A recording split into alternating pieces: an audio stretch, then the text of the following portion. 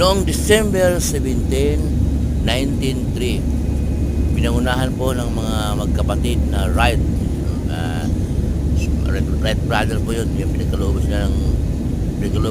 sila ni Lord ng kaunawaan at katalinuhan na sila po ang unang nagpalipad ng eroplano. Yun.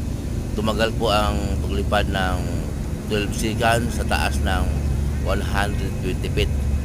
Ngayon pinapakinabangan natin, pinalawak ng mga biniyayaan ni Lord ng karunungan, katalinuhan, pinalawak at lalong pinalakas hanggang sa ibang bansa po nagagamit.